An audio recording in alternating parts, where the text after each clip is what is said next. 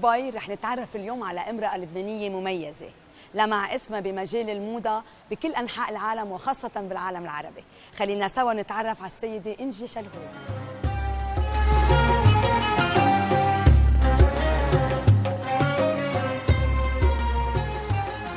Madame Angie Chalhoub, je vous remercie de nous recevoir ici dans votre belle boutique, Étoile la boutique, ici à Dubaï.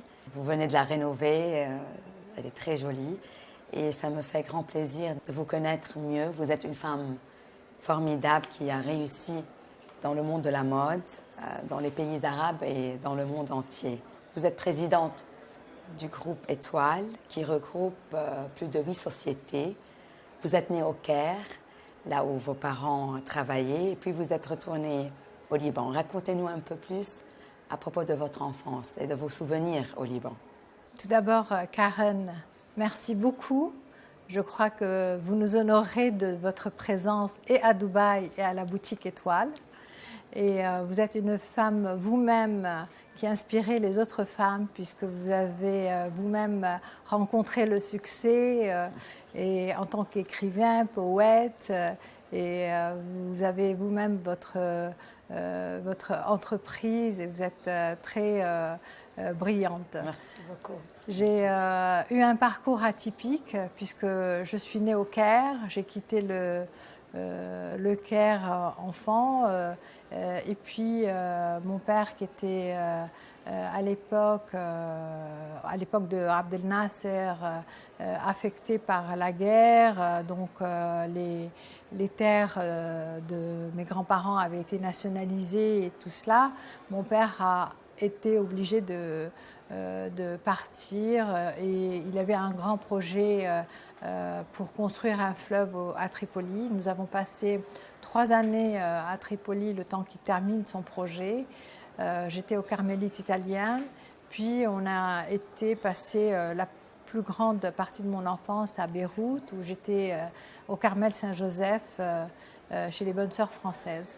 En tout cas, vous êtes d'Achrafieh, n'est-ce pas? Voilà, et la famille Chhade est originairement d'Achrafieh. Voilà un petit peu le parcours de mon enfance. C'est là où vous avez acquis peut-être les valeurs. Voilà. Le Liban nous a donné l'amour, l'amour de la patrie, l'amour de la famille, les valeurs dans lesquelles nous avons grandi, les valeurs amicales aussi, l'amour des amis. Le côté famille, la petite famille, la grande famille et la très grande famille, puisque notre patrie est notre famille également. Et ça nous a donné une base très forte pour pouvoir après voler de nos propres ailes. Mais vous aviez de beaux souvenirs quand même dans Absolument. le vieux Beyrouth qu'on aime. J'ai connu Beyrouth, j'ai des amis libanais du temps du lycée, au temps où on était encore à l'école. Et puis j'ai connu de très belles vacances à Faraya, au Cèdre, avec l'école, au sein de l'école, avec mes parents, où on passait des week-ends et des vacances. Je sais que vous êtes donc la cadette, vous avez 2 sœurs, une plus âgée, une plus jeune. Comment ça s'est passé durant votre enfance? Vous étiez amies ou peut-être vous vous chamaillez? Comment ça s'est passé? Ou dès votre enfance, vous avez déjà cette personnalité indépendante? Je crois que quand on est cadette, on veut se différencier. On ne veut pas être bien prise sûr, en sandwich. emprisonnée entre les 2 sœurs. J'ai effectivement eu besoin de m'exprimer et mes sœurs, on s'entend très très bien. Ma mère nous a toujours appris à être très unis jusqu'à présent. J'ai une sœur à Los Angeles, une autre à Monaco et moi-même j'habite Dubaï. Un pied à Paris parce que j'ai mon atelier à Paris où, comme je vous l'ai dit, je crée ma propre marque, bien sûr, on va en parler. Absolument. Oui. Et donc, j'ai toujours un pied en avion et bien sûr, je réside à Dubaï, c'est mon domicile officiel. Et voilà, on est un petit peu partout dans le monde. Bien sûr. L'important, c'est que vous gardez Absolument. cet amour Cette union. de la famille, cette union. Adolescente, vous avez quitté donc le Liban pour aller en France, à Lübeck, et après vous avez fait vos études à la Sorbonne. Vous avez fait le business, un peu le sens des affaires, mais en anglais. Vous vouliez fortifier un peu votre langue anglaise? Oui, parce qu'à la maison, on parlait toujours le français et c'était la langue maternelle. Et j'allais toujours chez les sœurs carmélites et puis au Carmel Saint-Joseph, c'était toujours des bonnes sœurs françaises. Donc c'est vrai que l'éducation française est très importante. Et puis donc j'ai voulu renforcer. Bien sûr, quand je suis arrivée à Paris, j'étais seule avec ma sœur aînée qui, elle, avait déjà intégré Assas. Et puis moi, j'ai voulu, j'étais pensionnaire et j'ai voulu après renforcer ma langue anglaise. Et c'était comment Paris pour vous, une jeune fille toute seule? Quels étaient vos défis? Parce que moi, durant cette interview, c'est surtout cette femme brillante que j'ai là devant moi qui m'intéresse, mais qui a aussi été une enfant, une adolescente, une jeune fille, toute seule quelque part, mais toute seule, mais dans le bon sens aussi, parce que ça renforce la personnalité. Un Libanais, là où vous le mettez, il doit briller. Oui, ça c'est sûr.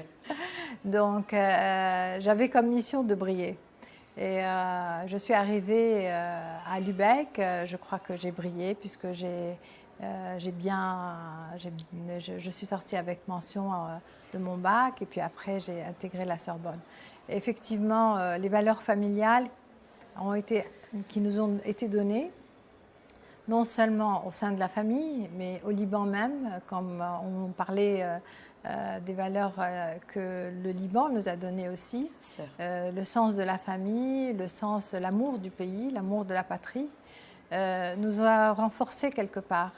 Parce que effectivement, arrivé à un très jeune âge, ne connaissant personne à Paris, n'ayant pas de famille ni d'amis, à un très très jeune âge, à part ma sœur aînée bien sûr, mais qui était déjà elle-même aussi dans son propre monde, occupée à se faire ses propres amis et se faire une voix. C'était très difficile, mais je crois que je suis une battante et j'aime me battre et j'aime les défis. Ouais. Donc le défi étant de pouvoir m'adapter et en même temps de m'intégrer de la double culture et l'utiliser à mon profit. Pendant ce temps, vos parents se sont installés au Koweït, je crois, là où votre papa avait un nouveau projet. Et votre maman, Huguette, avait ouvert une boutique. Donc c'est peut-être de là où tout a commencé. Racontez-nous un peu à propos de ça, surtout que vous êtes revenu au Koweït. Et c'est là où vous êtes intéressé à la mode, où vous étiez là à aider votre maman à la boutique. Ma mère m'a beaucoup inspirée parce que c'était une femme forte, très belle, qui s'occupait d'elle, qui était très très jolie, avec des yeux verts et avec beaucoup d'élégance naturelle et de féminité. Elle portait toujours, elle s'habillait toujours dans des très très belles couleurs qui allaient avec sa peau. Et donc quand j'étais très très jeune, à l'âge adolescent, elle me traitait de garçon manqué. Elle me disait mais arrête de porter tes jeans déchirés. Et ce que je faisais toujours, c'était de faire des petits cœurs sur mes jeans. De dessiner. Voilà, je dessinais votre beaucoup. Côté artistique. Absolument. Que vous exprimez ouvertement. Au travers. Même sur vos jeans. Voilà. Et j'aimais bien sûr, j'aimais beaucoup l'admirer, je l'admirais beaucoup. Je voyais en elle une femme inspiratrice. Quand elle a commencé son projet et que j'étais étudiante à Paris, elle venait régulièrement pour faire les expositions et pour acheter les vêtements. Elle m'emmenait avec elle et ça m'amusait Donc je lui essayais les vêtements parce qu'elle avait une boutique d'enfants. Et elle me disait, c'est mieux sur toi que sur les mannequins. Donc c'était toujours de là où j'ai eu envie vraiment de commencer un projet dans la mode quand je termine mes études. Oui. مثل ما شفنا ولدت إنجي شلهوب بالقاهرة وانتقلت للعيش إلى طرابلس وبعدها إلى بيروت كما أنه تخرجت من جامعة السوربون. إذا بدكم تعرفوا أكثر كيف بدأت مسيرتها المهنية تابعونا بعد البريك.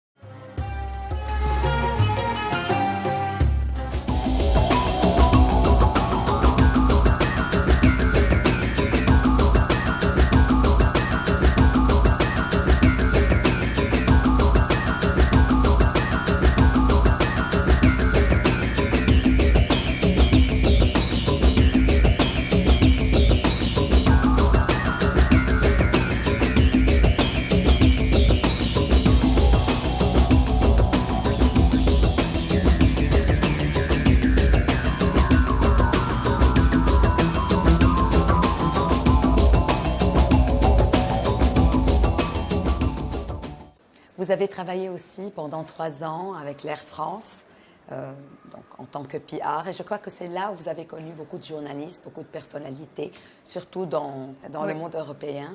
Racontez-nous un peu, surtout que ça vous a beaucoup aidé plus tard, parce que vous organisiez des événements. Absolument. Quand j'ai voulu rentrer au Koweït, que j'avais eu mon diplôme, j'ai voulu vraiment reprendre une vie professionnelle, apprendre un peu ce que c'était la vie professionnelle. Donc directement, j'ai trouvé tout de suite un travail qui m'inspirait, qui était les relations publiques et les relations avec la presse. Donc c'était le bureau régional pour toute la région du Moyen-Orient. Et on m'a offert ce poste dans lequel j'ai beaucoup bougé puisque j'ai été promue 2 fois et j'ai été très appréciée. Et donc ça m'a permis de prendre beaucoup de nouvelles responsabilités au sein d'Air France. Et ça m'a permis de connaître effectivement des grandes sociétés françaises, Schlumberger, Bouygues, avec lesquelles on travaillait, mais également les gens de la presse qui m'ont reconnue plus tard et qui m'ont Je crois que c'est pendant cette période que vous avez connu votre mari, M. Patrick Chaloub. En tout cas, on va en parler plus tard. Et c'est en 1983 que vous avez commencé votre propre travail en tant qu'Angie. Et vous avez donc négocié pour la première fois dans le Moyen-Orient avec une marque française, Chanel. Racontez-nous comment ça s'est passé parce qu'après, on voit aujourd'hui là où vous en êtes. Donc j'ai toujours rêvé d'être dans la mode et j'ai voulu entreprendre, ouvrir une franchise qui à l'époque était Chanel. Ça a été effectivement un grand challenge pour convaincre déjà la marque qu'il y avait un potentiel au Moyen-Orient et que la première boutique serait au Koweït.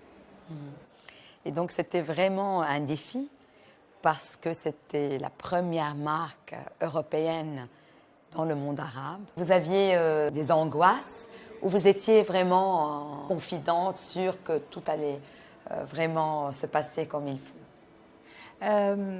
Je pense qu'on a toujours des angoisses, mais on ne les montre pas. Et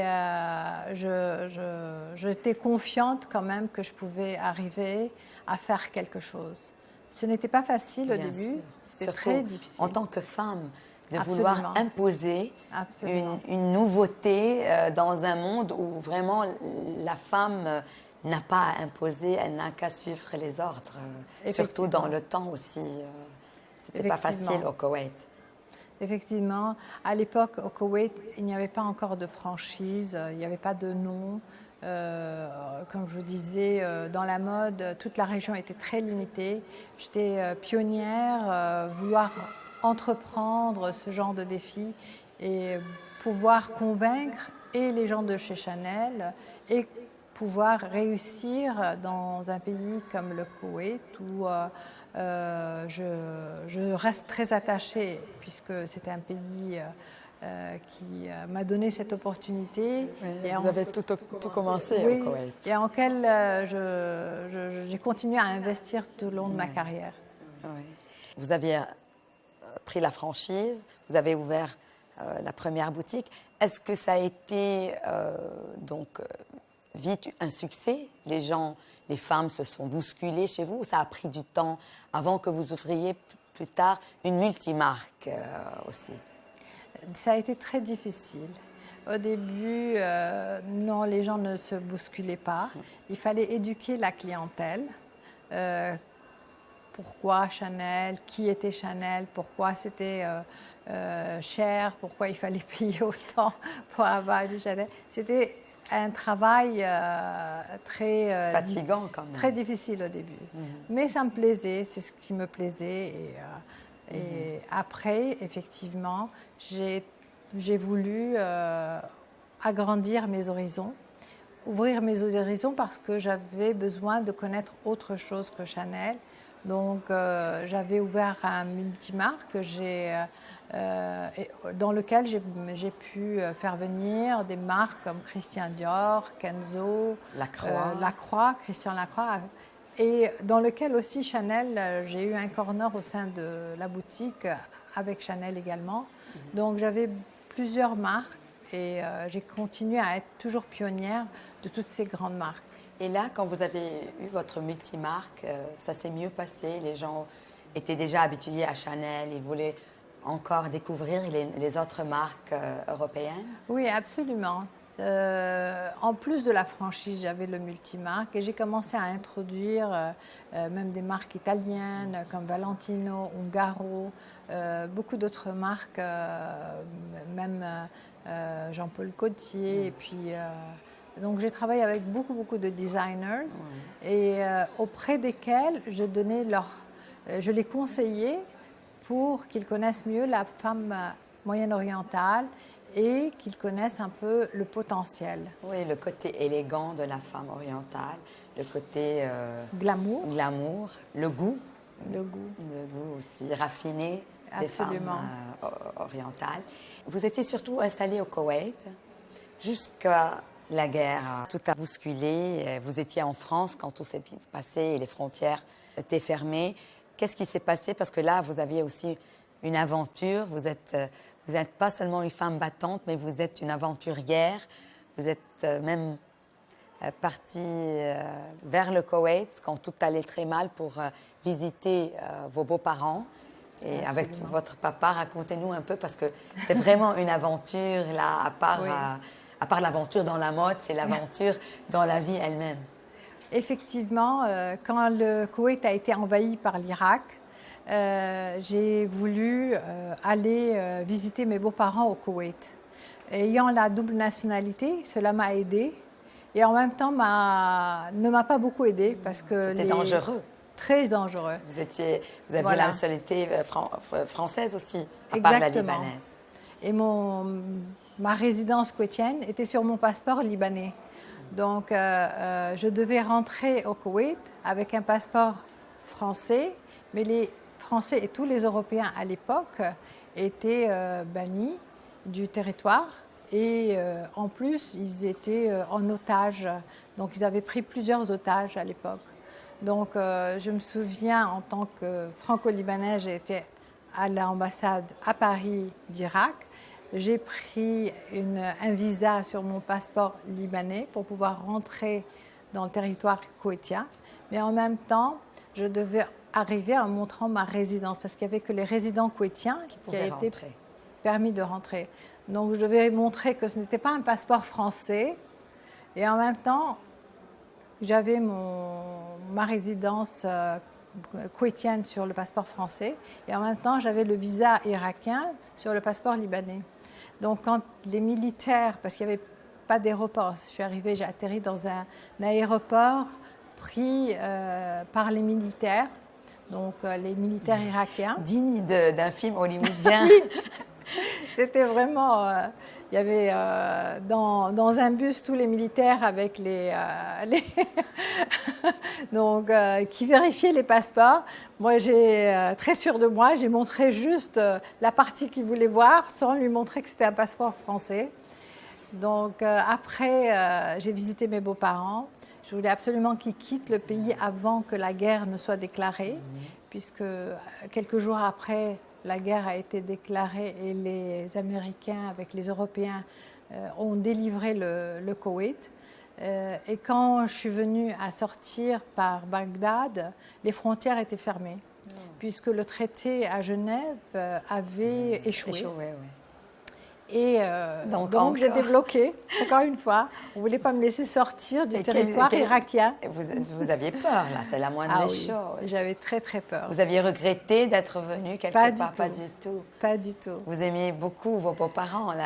Absolument. C'est un témoignage d'amour. Oui. J'ai passé une semaine avec eux merveilleuse, auprès d'eux. Et puis, c'est vrai que mon père ne m'a pas laissé partir seule. Il m'a accompagnée. Et donc, au retour, c'était très, très embêtant.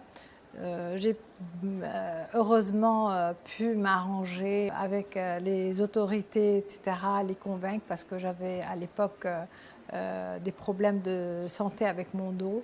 Donc, je leur ai montré qu'il fallait absolument que j'aille me faire soigner. Ça m'a pris 3 heures. À l'intérieur de moi, je suais. Mais en même temps, je ne devais pas montrer combien j'avais peur. Bien sûr.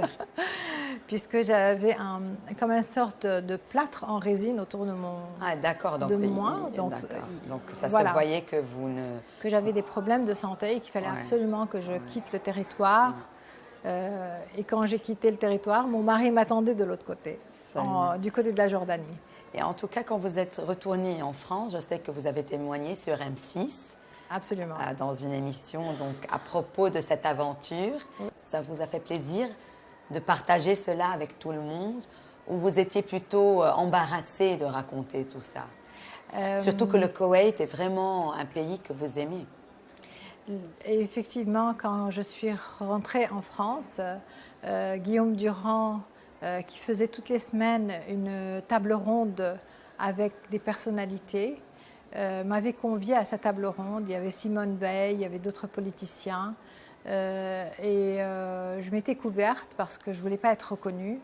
Pas pour moi, parce que j'avais mes beaux-parents qui étaient encore au Koweït. Donc je ne voulais pas qu'il y ait des problèmes après. C'était délicat. C'était très délicat. Je suis passée à la télé, mais incognito, couverte, on me prenait de dos. Ah d'accord. Donc, mais en même temps, j'ai témoigné, j'étais la dernière ressortissante française à sortir du territoire koweïtien juste avant la guerre. Donc, ce sont les aventures d'Angie en parallèle aux aventures que nous connaissons par rapport à la mode. Donc, en 1991, vous vous êtes installée à Dubaï et c'est là où vous avez aussi négocié pour des franchises à Dubaï. Voilà. Racontez-nous un peu, surtout qu'à l'époque, Dubaï n'était pas ce qu'elle est aujourd'hui. Oui. Donc, mon mari avait déjà commencé une petite structure, une petite antenne, avait ouvert une petite antenne après qu'il y ait eu la guerre, depuis le mois de septembre 90, et faisait des allers-retours entre Paris et Dubaï. Et donc, il avait également pris et acheté un terrain à Jebel Ali. Il faisait partie des 50 sociétés qui croyaient en Dubaï et qui croyaient dans cette free zone. Ils avaient déjà entrepris cela même avant la guerre. Donc la première réaction, c'est de venir voir comment ça se passait, etc. Et puis je les rejoins juste quelques mois après pour voir en avril, j'ai fait une première visite avec mon fils Michael. Et on est venu vraiment s'installer à partir de septembre 91. Vous allez recommencer de nouveau parce que ce que vous avez fait au Koweït, vous allez le refaire à Dubaï, Oui. plus ou moins, n'est-ce pas? Absolument. J'ai voulu reprendre le flambeau. Et à Dubaï, j'ai commencé la boutique Étoile avec des multimarques, avec Chanel à nouveau. J'ai dû convaincre Chanel. J'ai fait venir la présidente de Chanel à Dubaï. Je lui ai organisé un déjeuner de femmes. Je lui ai montré qu'il y avait un potentiel C'était pas facile à après Dubaï. ce qui s'est passé au Koweït. Donc, Non, ce n'était pas facile. elle ne voulait pas que tout ça se recommence, j'imagine. Absolument. En plus qu'on a été pillés à Koweït, donc c'était des moments difficiles. On avait dû tout recommencer à Koweït. Et voilà, après, ça a été une nouvelle aventure à Dubaï. Et vous avez très connu intéressant. des débuts difficiles aussi, comme au Koweït? Très difficile. Très difficile. Très difficile parce que On les a marques du mal à n'étaient pas croire connues. parce qu'aujourd'hui, Dubaï, c'est vraiment une capitale de la mode aussi. Absolument. Et quand on se dit que toutes les grandes marques n'étaient pas présentes sur le marché, j'ai fait venir pour la première fois des marques comme Valentino, des marques comme Lacroix, Alaya, des marques comme Dior. J'ai fait venir vraiment beaucoup. Il fallait convaincre. Et Chanel, après avoir fait un corner au sein de la boutique Étoile, j'ai commencé à ouvrir des monomarques, ce qu'on appelle des monomarques, c'est-à-dire des boutiques à enseigne. Ouais. Et donc, vous avez choisi de faire de faire des boutiques monomarques. Pourquoi? Parce que vous avez senti le besoin, le terrain était vraiment prêt à recevoir des monomarques. Le potentiel était là. Je passais beaucoup de temps avec les designers, avec les maisons de couture pour leur expliquer ce que les femmes avaient besoin, qu'elles ne trouvaient pas toujours dans le marché. Et d'un autre côté, il fallait éduquer aussi la clientèle, le marché. Donc je faisais vraiment le lien entre le Moyen-Orient et l'Europe et les pays occidentaux. Vous qui aviez cette relation avec les Français, avec les Italiens, les grandes marques, les femmes qui sont responsables dans la mode européenne et les femmes du monde arabe, vos clientes, quelles étaient les difficultés et quelles étaient plutôt, peut-être, avez-vous trouvé des difficultés plus avec les femmes arabes de les convaincre ou les femmes européennes à les convaincre? Les deux étaient difficiles. Je crois qu'il y avait des défis à surmonter en Europe parce que la plupart du temps, ils étaient habitués à avoir des hommes d'affaires et pas des femmes d'affaires. Donc j'ai eu mes difficultés en tant que femme de convaincre. Et puis, vous savez, c'est vrai que c'est un monde de la mode, mais c'est aussi beaucoup de budget, des finances. Donc, il faut être sur la même longueur d'onde et sur le même niveau intellectuel. Donc, être en Europe convaincante en tant que femme était difficile. Et au Moyen-Orient, effectivement, pour expliquer, pour éduquer la clientèle, pour leur montrer pourquoi s'investir dans les grandes marques était important pour elles. que l'embellissement ne venait pas uniquement de l'extérieur, mais aussi de la finition, de l'intérieur, de la coupe, les matières, les tissus, la sensualité, la beauté, le glamour. Donc tout ça, c'est beaucoup de travail d'un côté et de l'autre. Étant une femme, peut-être aussi, ça a été plus facile. Bon, bien sûr, c'était un défi parce que le monde de la mode, c'est aussi le monde des affaires. Mais aussi, être une femme et convaincre une femme, c'est plus facile parce qu'on se comprend. Absolument. On a les mêmes goûts, le Oui. côté féminin, les sens, même le sixième sens qui rentre. Donc, la femme en vous a toujours été présente, malgré que vous étiez dans un monde d'hommes aussi. Absolument. C'était un monde d'hommes, mais en même temps, être une femme était un avantage, comme vous dites, parce que il y a la façon, la sculpture d'une femme. Moi, je parle de sculpture parce que je suis très créatrice. J'aime bien le côté créatif qui ressort. Et c'est vrai que quand je crée des modèles, je pense au corps de la femme. Comment sublimer le corps d'une femme. C'est vrai que c'est très important de pouvoir être une femme, porter sa mode et en même temps sublimer le corps d'une femme. C'est très beau. En tout cas, vous avez agrandi donc dans tout le monde arabe. Vous étiez presque partout. Jusqu'en 2009, lorsque vous avez créé votre propre marque, NJ Paris. Et, vous êtes donc directrice artistique du groupe. Et là, c'est votre passion. Qu'est-ce qui vous a mené, après tant d'années, à vraiment vouloir créer votre propre marque de mode? Aujourd'hui, NJ Paris représente un peu la cerise sur le gâteau, puisque tout l'acheminement que j'ai eu auprès des marques et cette double culture qui m'a aidée et auprès des designers européens et américains et auprès de la femme moyen-orientale m'ont emmené à ce déroulement naturel qui est de prendre en charge ma création, ma créativité et c'est vraiment la cerise sur le gâteau. Et là, vous êtes passionné pour ce que vous faites parce que c'est le côté artistique en vous, puisque vous l'avez découvert. Qu'est-ce que ça vous rapporte en plus dans votre carrière?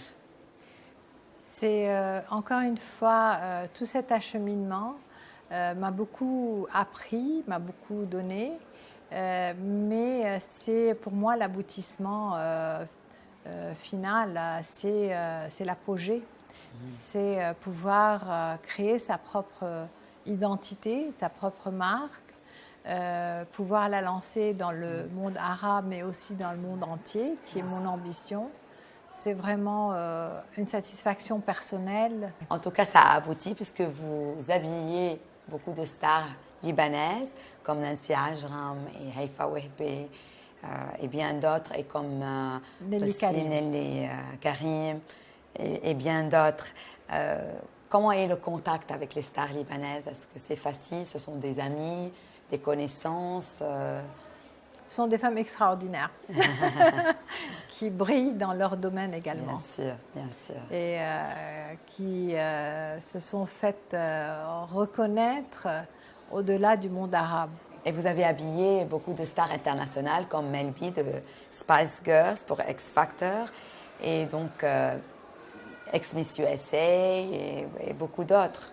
Oui, effectivement, Mel B m'avait demandé de lui faire pour X Factor Show des tenues et qu'elle a adoré. Donc, elle a fait la publicité de X Factor Show dans la robe NJ Paris. Et puis, je lui ai fait d'autres tuniques, des jumpsuits, une en noir, une en blanc, qu'elle a portée plusieurs fois. et même une robe haute couture unique pour elle que j'ai fait faire en France avec toute la broderie, avec un grand X pour le X Factor Show. C'est bien. Et vous avez habillé donc Ariel Dombal. J'ai habillé Ariel Dombal pour le film aussi qu'elle a organisé avec, au Festival de Cannes qui s'appelle Opium. Toutes les tenues de soir étaient en Indie Paris.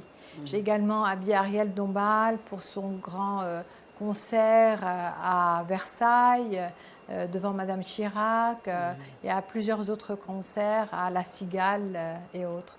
J'ai également habillé Natalia Vodianova quand elle est venue à Abu Dhabi pour le Grand Bal, pour sa fondation et bien d'autres stars.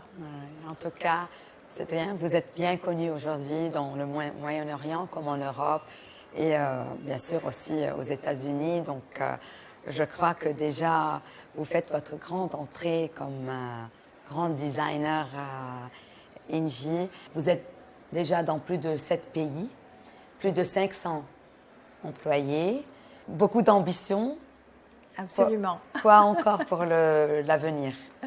Ben, j'espère pouvoir réussir Indie Paris dans le monde entier. Vous êtes même au Liban.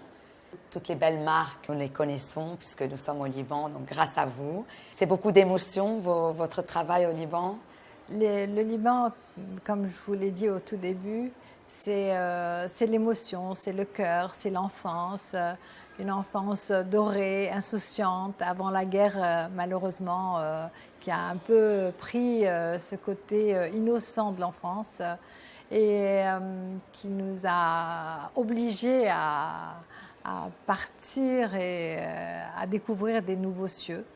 Mais en même temps, c'est notre force, le Liban. Bien Donc sûr. il fallait redonner au Liban ce qu'il nous a donné.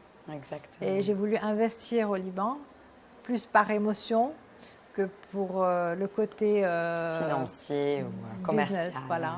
Oui. Puisque je reste libanaise de cœur. Bien sûr. Il ne faut pas oublier que aussi, malgré tout ce travail géant que vous faites toute seule, pour vous, vous accompagnez aussi, donc vous conseillez aussi votre mari pour le groupe Chalhoub.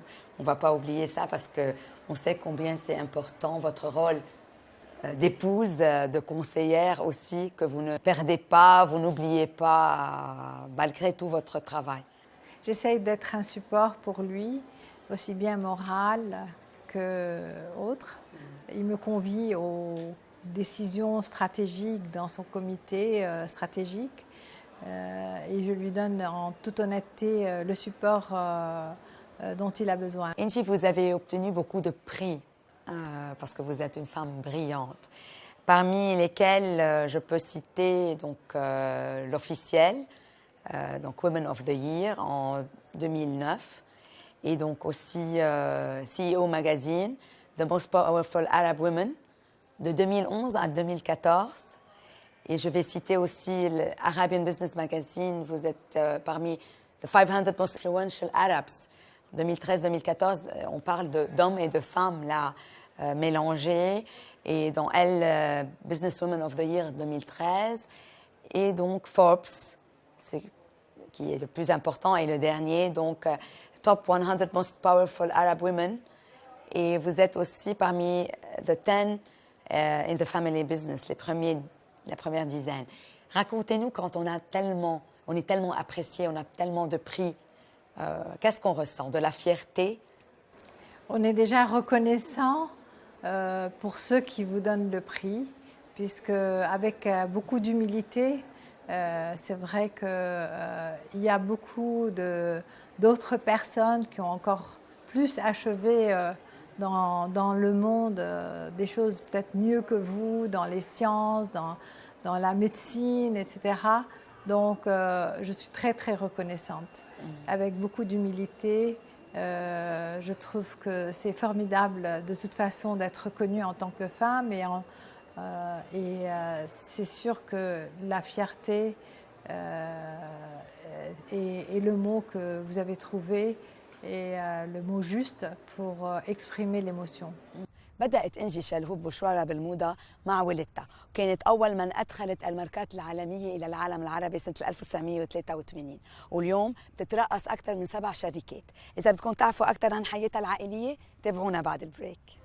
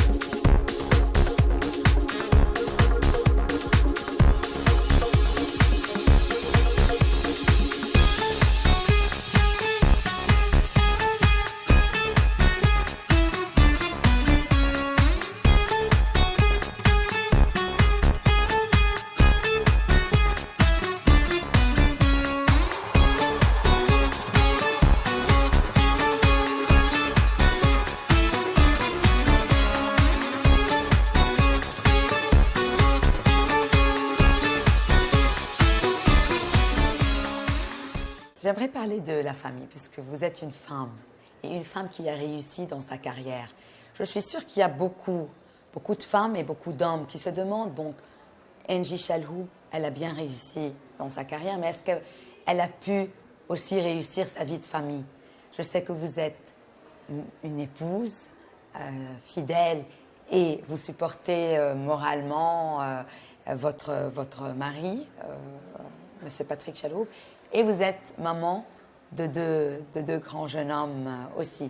Est-ce que votre carrière a volé de vous ces moments donc, que vous chérissez avec vos enfants, votre époux, où vous avez pu allier travail et famille? Karen, vous-même, vous êtes une femme de carrière et vous êtes mère d'un superbe enfant dont vous m'avez parlé tout à l'heure. Et c'est vrai qu'une femme est une femme à plusieurs facettes, et moi j'en ai 5. J'ai 5 facettes. Avant toute autre chose, je voudrais vous dire que les 5, c'est comme les 5 doigts d'une main. Si un ne va pas, la main est handicapée. Donc c'est vrai que je suis une femme très complète et que les 5 doigts doivent opérer en même temps et ensemble. Le premier doigt et la première facette d'une femme est d'être une femme. De prendre soin de soi. De bien l'assumer. De l'assumer, de prendre du temps pour soi, pour réfléchir, pour s'occuper de sa beauté, de son temps, d'avoir un moment pour se faire des soins. Et c'est très important pour moi parce que c'est comme ça que je peux donner aux autres.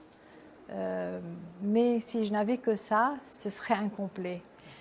Donc en étant bien dans ma peau, je peux donner aux autres.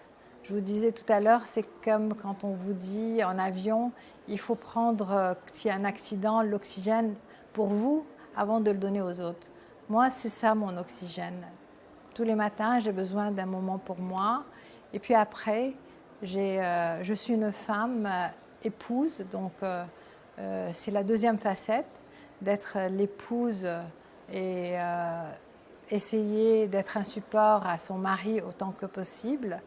Et la troisième facette qui est celle d'être une mère, une maman de famille, présente mais en même temps pas continuellement sur le dos de ses enfants, Bien sûr. en leur montrant le bon chemin et l'autonomie à un très bas âge. Et je suis très fière de mes enfants, ils sont tous les deux brillants, ils ont réussi tous les deux. Comme leurs parents. Enfin, l'aîné a déjà réussi avec son nouveau challenge qui a été de fonder son papier, son quotidien sportif qui s'appelle Sport 360. Et le second est sur la bonne voie puisqu'il est à Londres en train d'étudier le génie civil dans une des grandes universités qui est très importante à Londres. Après, vous avez la quatrième facette qui est la femme d'affaires qui m'a amenée à faire tout ce que j'avais à faire. Et la cinquième qui est la créatrice de mode. Et sans cette cinquième facette, je trouve que le chemin aurait été incomplet. Ouais. Vous avez retrouvé l'équilibre Et d'une femme épanouie dans tous les sens. effectivement. Vous avez rencontré Mon Monsieur mari. Chalhoub, Monsieur Patrick Chalhoub, votre mari, donc pendant votre travail à l'Air France. Et comment ça s'est passé? C'était une histoire, un coup de foudre, comme j'ai bien compris, une histoire d'amour qui dure depuis. Racontez-nous un peu brièvement comment ça s'est passé. Effectivement, quand on s'est rencontrés à un cocktail organisé par une banque et on nous a introduits, mais on savait qui était qui. Déjà. Déjà, et nos frères et sœurs se connaissaient et se fréquentaient par ailleurs, donc ils étaient amis également. Donc c'est vrai que c'est comme ça un petit peu les coups de foudre. On se voit une première fois et puis très vite on s'est fréquentés, on s'est aimés. Votre mari respecte votre travail, votre espace, vos choix. Et est-ce qu'il vous soutient comme vous le soutenez dans son travail? Je ne pourrais pas avoir tout ce que j'ai pu faire, je ne pourrais pas le concevoir si je n'avais pas le soutien de mon mari. Et c'est vrai que pour beaucoup de femmes, elles ont des ambitions, mais si elles n'ont pas le soutien au sein de leur famille, c'est très difficile de pouvoir arriver Bien à sûr. faire ce qu'elles veulent. Je sais très bien que vous avez un emploi de temps donc très chargé, que ce soit vous ou votre époux. Est-ce que vous trouvez du temps pour vous réunir en famille ou c'est très difficile de plus en plus? Non, il faut se faire une raison et c'est très très important d'avoir un équilibre. Donc d'avoir des week-ends en famille, de ne pas ramener de dossiers à la maison, d'organiser son temps. Quand on a une bonne organisation, on arrive à vraiment avoir un temps pour chaque chose. Maintenant, il y a toujours des fois des dérapages, mais il faut se remettre sur la bonne voie pour respecter les temps. Partir en vacances en famille, avoir des week-ends au bord de la plage, au bord de l'eau, c'est important. Avoir des week-ends pour soi. donc, Moi, quand j'ai des occasions, des anniversaires, j'ai toujours mon souhait, c'est de partir en famille en week-end. Et vous avez inculqué toutes ces valeurs que vous-même vous avez héritées de vos parents à vos enfants et surtout cet amour pour les origines, le Liban. C'est très important de donner des racines et d'avoir des racines, mais en même temps, aujourd'hui, on est citoyen du monde. Bien sûr. J'ai eu un parcours assez atypique, mais je crois que beaucoup sont dans le même cas, où ils se retrouvent projetés d'une ville à l'autre, d'un pays à l'autre. Et ça fait notre force et ça nous distingue puisqu'on a l'esprit beaucoup plus ouvert. J'ai connu des Libanais en France, des Libanais aux États-Unis et partout dans le monde, ils s'adaptent, ils sont forts et ils sont brillants. Donc je n'ai pas de souci pour mes enfants, ce sont des citoyens du monde. aussi. تزوجت إنجي من رجل الأعمال باتريك شلهوب وأنجبت ولدين مايكل وكيفن والعائلة بتهمها كتير. إذا بدكم تعرفوا أكثر عن علاقتها بلبنان وأعمالها الخيرية. خليكم معنا بعد البريك.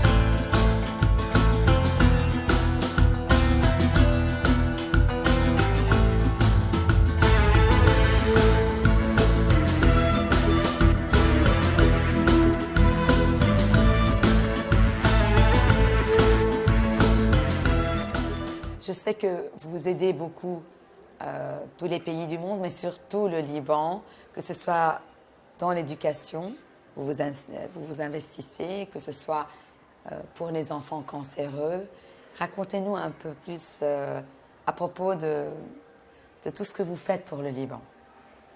Déjà, il est très important pour quelqu'un qui a réussi sa carrière, sa profession, de redonner à son pays et en général, pas que à son pays, de redonner à l'humanité un peu de soi, un peu de soi.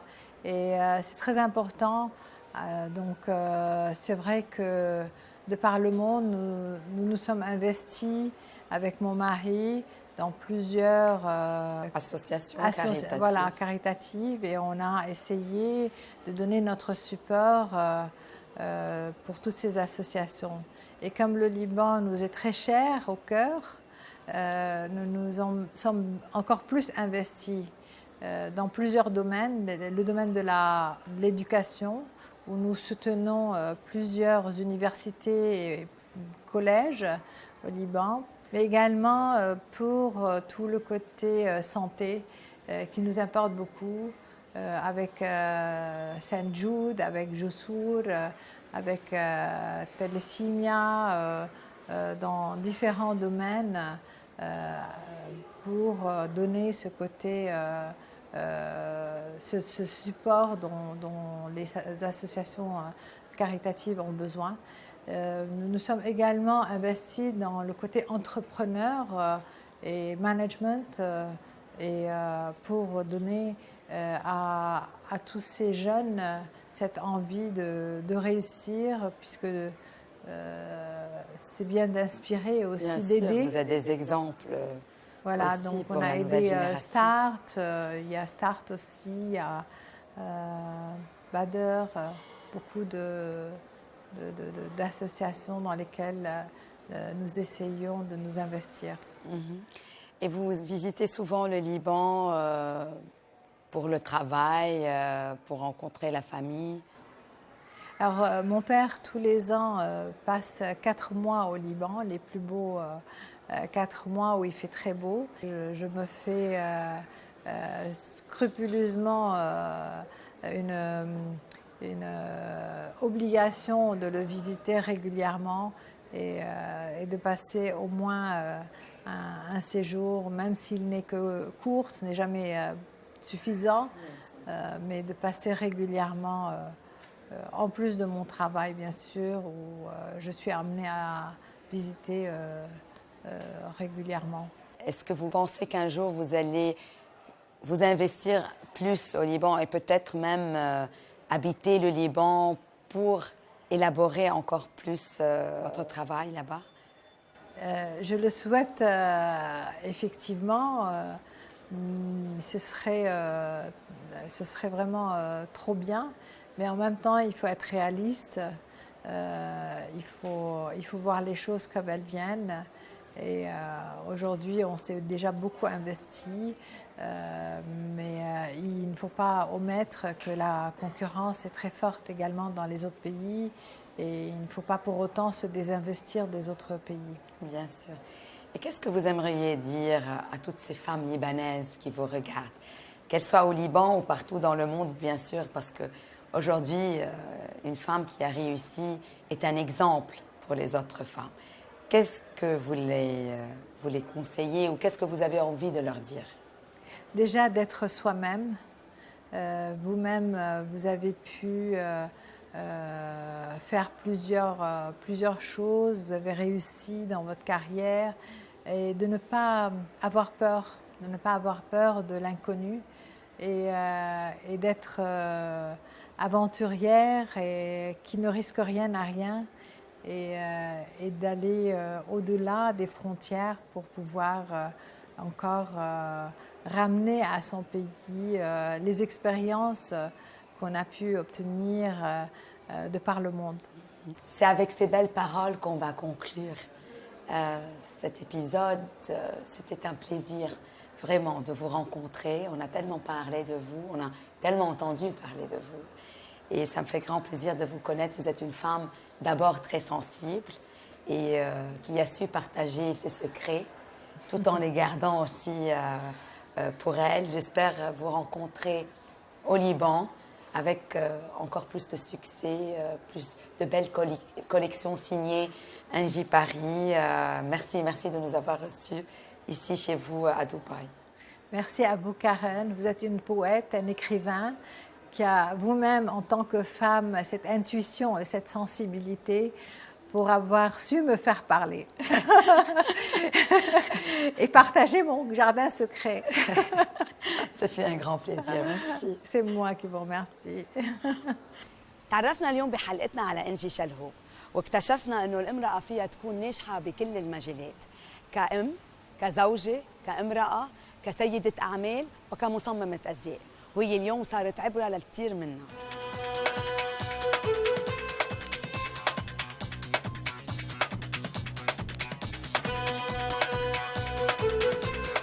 إذا بدكم تعرفوا أكثر عن إنجي شلهوب أو عن هالحلقة ما تنسوا تتابعونا على مواقع التواصل الاجتماعي.